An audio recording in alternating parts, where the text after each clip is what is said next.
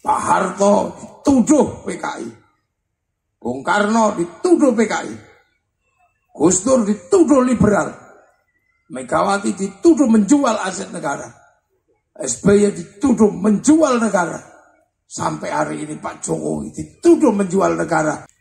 Jadi memahami kemerdekaan adalah memahami betapa nenek moyang kita sanggup mendirikan sebuah bangsa dengan perjuangan yang luar biasa.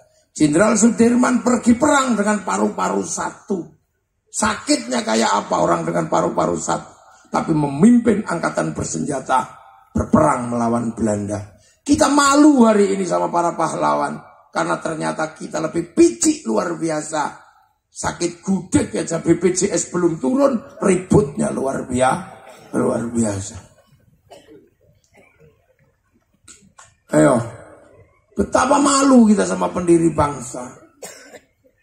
Raja Jogja punya Raja Hamengkubuwono, punya tanah dari Bagelen sampai Ponorogo. Begitu NKRI memanggil, diserahkan tanahnya untuk NKRI.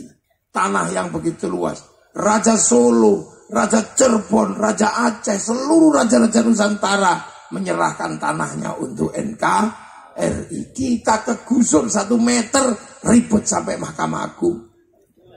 Itu menandakan bahwa kita memang tidak punya jiwa bangunan bangsa. Malu kita kalau minta surga sebagaimana para syuhada.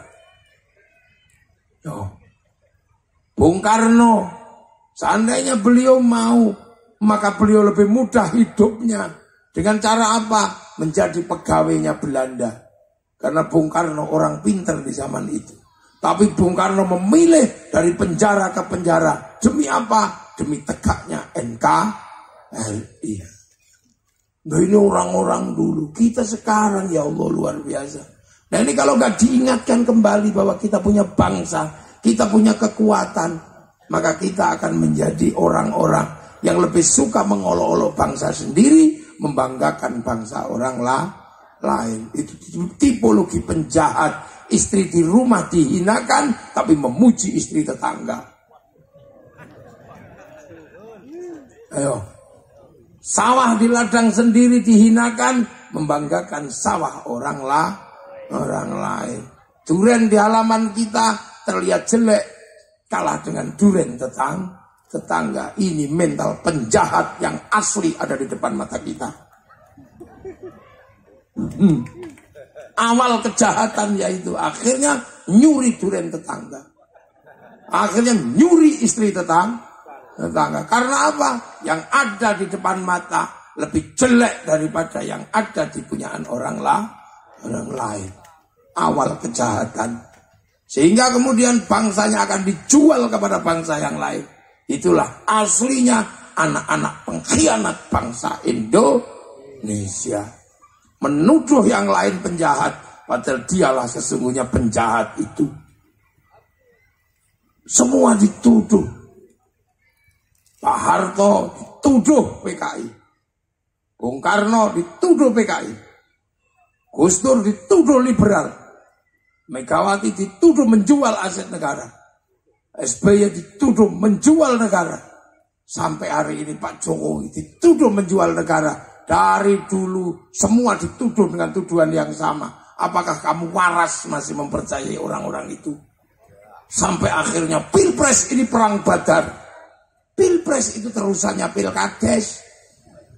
Di desa, di kabupaten Pilbub, di provinsi Pilgub, tingkat negara Pilpres. Itu pesta demokrasi, bukan perang badar. Itu pesta demokrasi, seneng-seneng. Makanya Pak Polisi, TNI sulit mencari money politik. Karena di Indonesia tidak ada money politik. Yang ada adalah uang bensin. Kalau diterima masjid namanya sumbangan. Diterima kiai namanya bisyaro. Kita pesta demokrasi itu sampai ini. Perang badar apa? Sampai ada yang berdoa, kalau tidak kau menangkan kami, aku khawatir tidak ada yang menyembahmu. Jasmu itu. Dan kita bisa lebih senang yang model begitu. Akhirnya kita olok-olok TNI, kita olok-olok Polri, yang setiap hari kita menikmati hidup karena kekuatan TNI Polri. Lu jangan salah, ini negara. Kita selalu begitu dari dulu.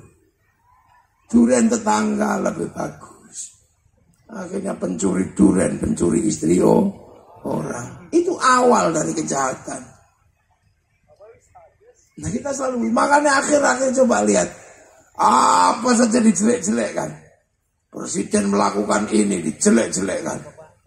Negara melakukan ini, dijelek-jelekkan. Yang menjelek-jelekkan, itu juga. Kenapa menjelek-jelekkan? Karena mereka orang-orang kalah. Coba kalau mereka menang, sama saja. Pasti apa? Berjuang untuk yang terbaik buat bangsa Indonesia. Makanya pada tahun 48 ketika Hitler jatuh, Bung Karno harus memilih apakah ikut Amerika apa ikut Soviet. Bung Karno mengatakan tidak, kami tidak ikut Soviet, kami tidak ikut Amerika. Kami akan berada di tengah-tengah ini semua, kami non-blok. Intelektualnya ditanya, lantas kalau non-blok kita ideologinya, cara membangunnya seperti apa? Apakah kita akan menduplikasi Eropa? Dijawab dengan tulisan yang indah, salah asuhan. Apakah kita akan mencontoh cara-cara orang Belanda? Tidak. Dijawab dengan tenggelamnya kapal Van der Wijk. Apakah kita akan mencontoh gaya Arab? Tidak. Di bawah lindungan Ka'bah. Apakah kita akan membangun dengan murni cara Indonesia? Tidak juga seperti itu. Itu namanya Siti Nurbaya hebat nenek moyang kita. Tapi kehebatan itu hilang. Karena apa? Ada orang-orang yang selalu membanggakan bangsanya. Orang lupa bangsa sendiri.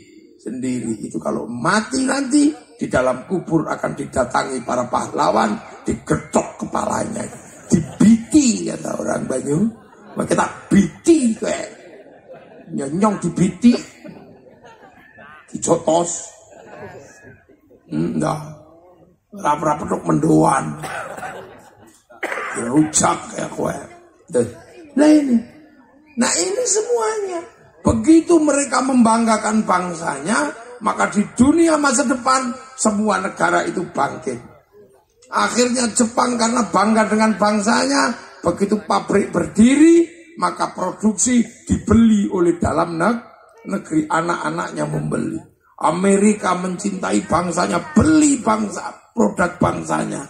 Tapi karena kita tidak bangga dengan produk dalam negeri, kita bikin mobil diolok-olok luar biasa. Ini mencontoh Korea.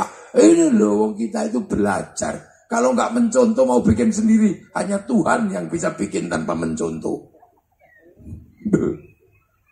Emang kamu nggak nyontoh? Cukur rambutmu itu aja loh, nyontoh londo. Karena kalau asli Indonesia ora cukur kayak aku ini. Coba. Mana ada? Hidup itu selalu seperti itu, berbagi.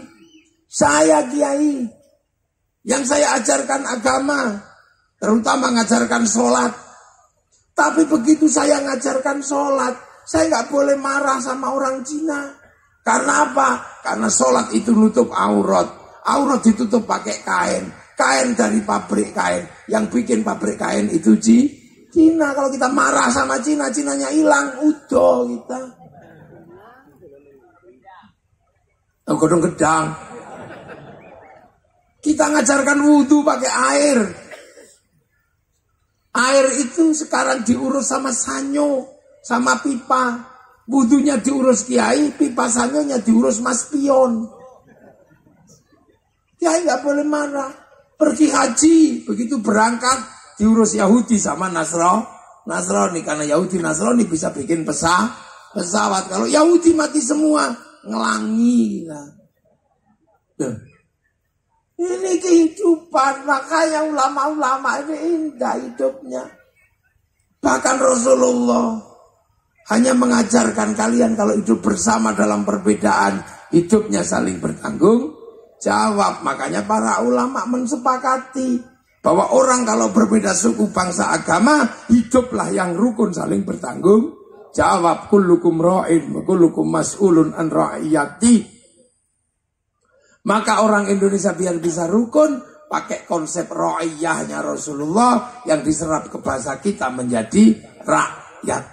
Rakyat adalah bahasa Rasulullah dari akar bahasa ra'iyah, hidup berbeda suku, bangsa, agama, tapi hidup saling bertanggung jawab. Satu-satunya bangsa muslim dunia yang sanggup mengambil kalimat ra'iyah untuk warga bangsanya hanya muslim Indonesia.